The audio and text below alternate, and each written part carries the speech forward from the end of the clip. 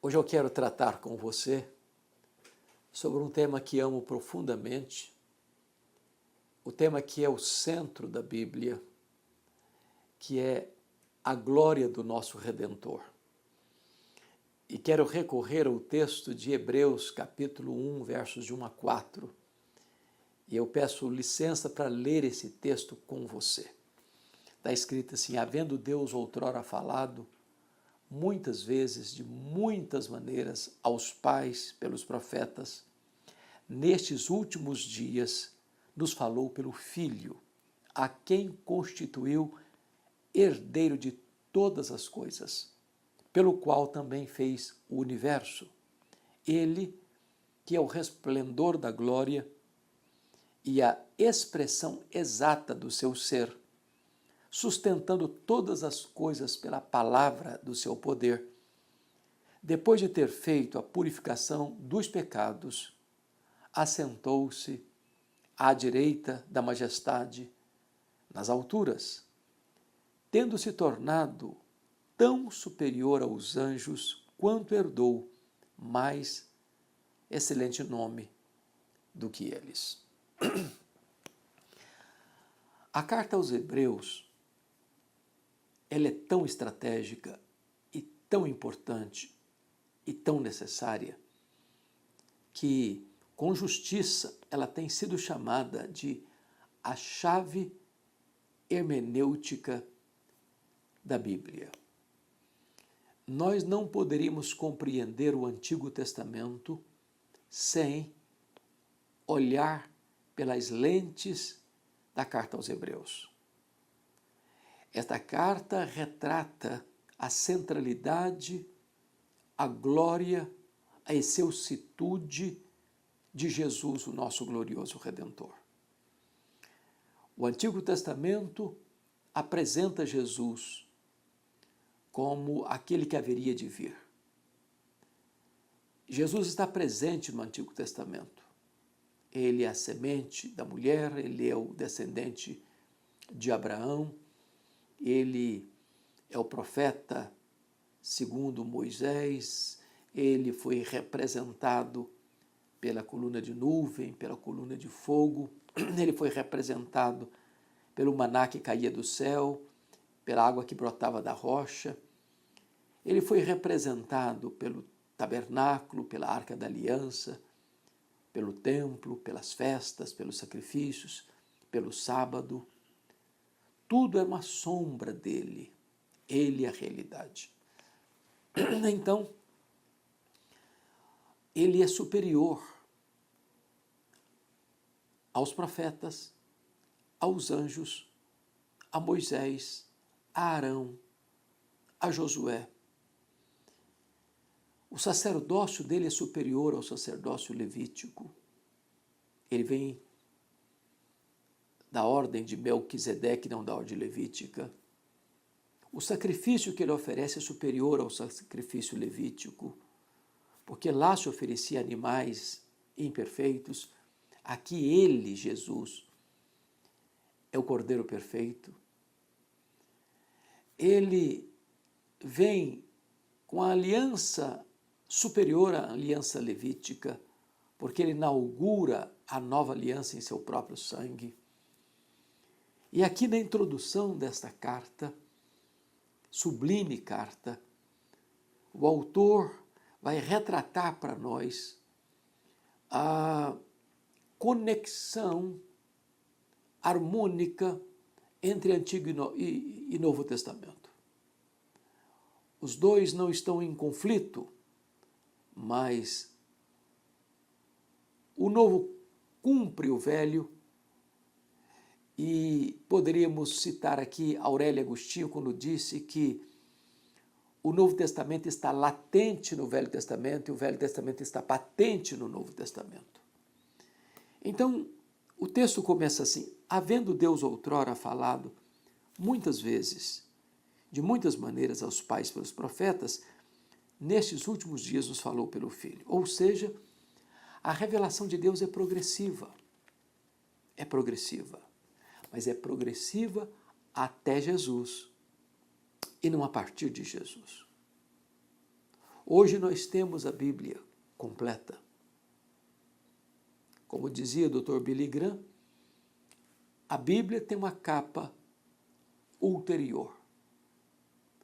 Não podemos tirar nada da Bíblia, não podemos acrescentar nada na Bíblia.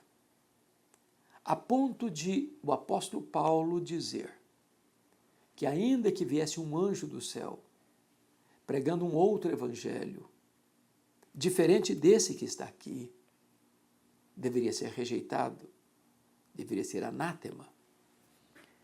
Então, Deus falou muitas vezes, de muitas maneiras. Falou aos pais, por intermédio dos profetas, mas agora ele nos fala pelo Filho. Em outras palavras, o Filho é a última e final revelação de Deus. A partir de agora, não tem novas revelações. A partir de agora, nós não podemos receber novas revelações, porque a revelação de Deus se consuma em Jesus. Plenifica-se em Jesus. E quem é Jesus? E o texto então vai dizer, ele é o Filho, eternamente gerado do Pai, igual ao Pai, consubstancial com o Pai, tendo os mesmos atributos do Pai, realizando as mesmas obras do Pai, a ponto de ele ser Deus de Deus, luz de luz, coigual, coeterno e consubstancial com o Pai. Só ele pôde dizer, quem me vê a mim, vê o Pai, porque eu e o Pai somos um. Ele é o Filho. Mas o texto prossegue e diz assim, a quem constituiu herdeiro de todas as coisas. E a pergunta é quando ele foi constituído herdeiro de todas as coisas, uma vez que ele já o era desde a fundação do mundo, ou antes da fundação do mundo. O fato de Jesus Cristo, por propósito do Pai e por missão estabelecida pelo Pai, deixou a glória, deixou toda a corte celestial, onde era adorado e servido pelos anjos, para se esvaziar, para se fazer servo, para se humilhar até a morte, morte de cruz. Ele, não levando em conta a vergonha, a ignomínia da cruz, pela alegria que lhe estava proposta, morrendo pelos nossos pecados, ressuscitando para a nossa justificação, então aí ele é constituído herdeiro de todas as coisas. Tudo o Pai confiou a seu Filho. Agora ele é o Rei dos Reis, o Senhor dos Senhores, diante de quem se dobra todo o joelho, no céu, na terra e debaixo da terra, para que toda língua confesse que ele é Senhor para a glória de Deus Pai. E o texto prossegue quando diz, pelo qual também fez o universo. Isso está de acordo com João 1,3, todas as coisas foram feitas por intermédio dele, e sem ele nada do que foi feito se fez. Essa é uma verdade estupenda, porque retrata para nós que Jesus é o Criador do universo. A matéria não é eterna como pensavam os gregos. O universo não surgiu espontaneamente. O universo não é resultado de uma mega explosão cósmica. O universo não é resultado de uma evolução de milhões e milhões de anos. Ele, o Filho, é o Criador do universo, das coisas visíveis e invisíveis. Este universo não surgiu à parte dele, mas por ação dele. Ele é o Verbo, ele é o agente por meio de quem todas as coisas foram criadas. Ele é o Criador do universo. Por meio dele, Deus fez o universo. Vastíssimo, insondável, com leis tão precisas, com movimentos tão harmônicos. Os estudiosos dizem que o nosso universo, e é o que nós já sabemos, tem mais de 93 bilhões de anos-luz de diâmetro.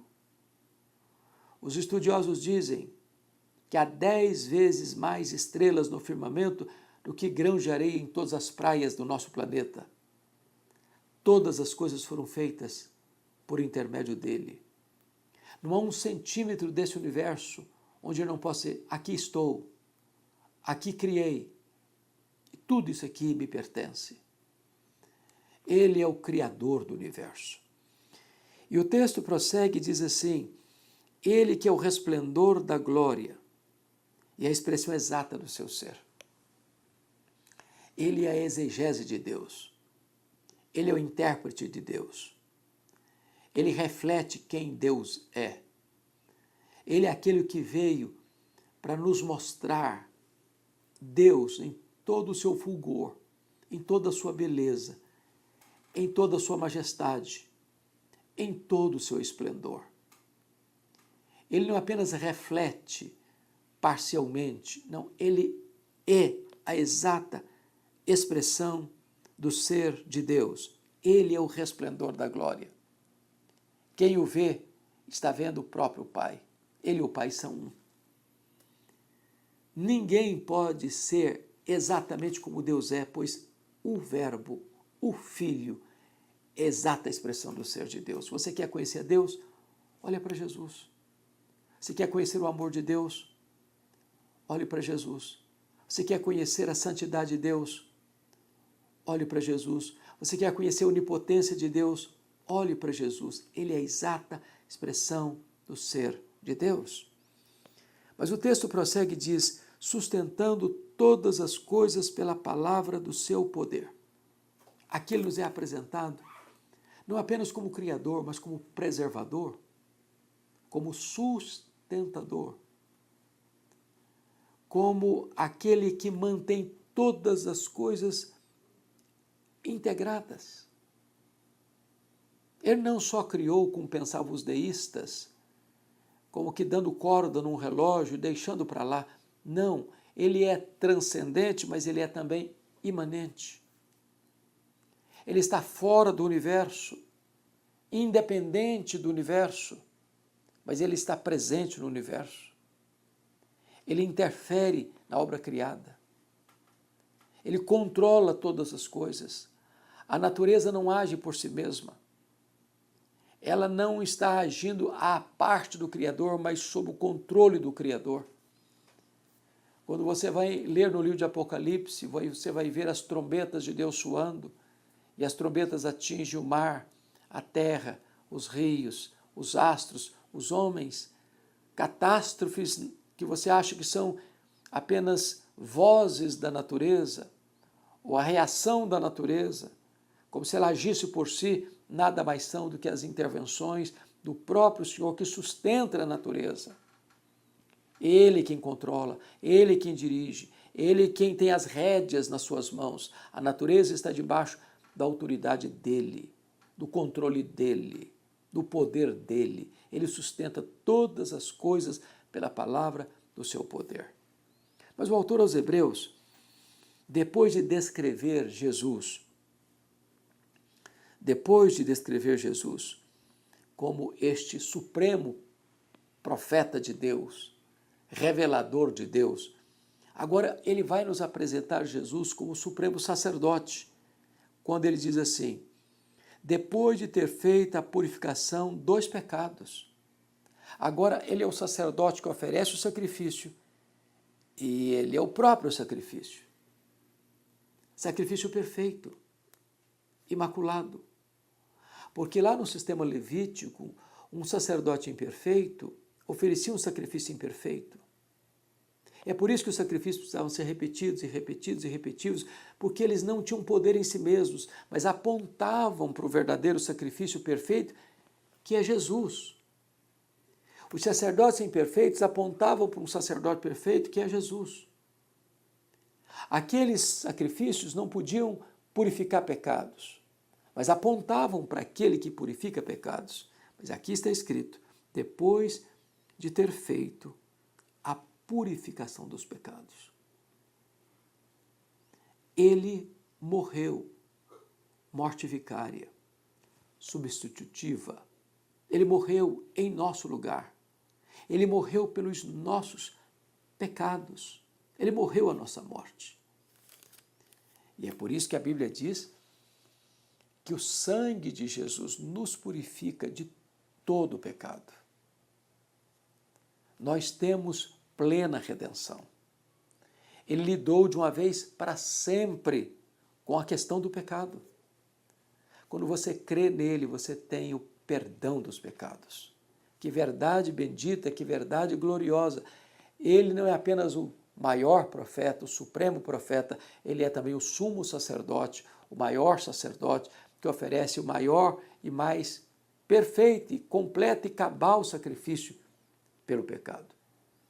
Mas Hebreus, depois de nos apresentar Jesus como a última revelação de Deus, como o profeta e a mensagem, como o sacerdote e o sacrifício, Hebreus vai nos apresentar uma outra imagem, é de Jesus como Rei dos Reis, quando diz, assentou-se à direita da majestade nas alturas.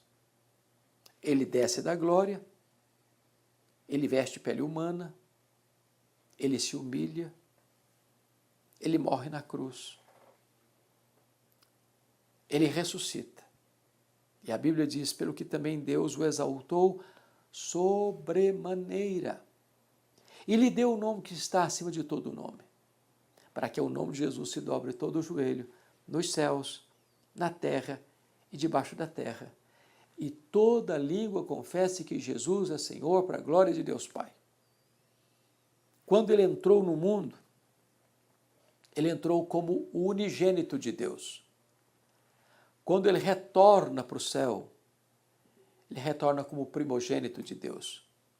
Porque agora muitos outros filhos são gerados. E agora ele nos é apresentado como o irmão mais velho.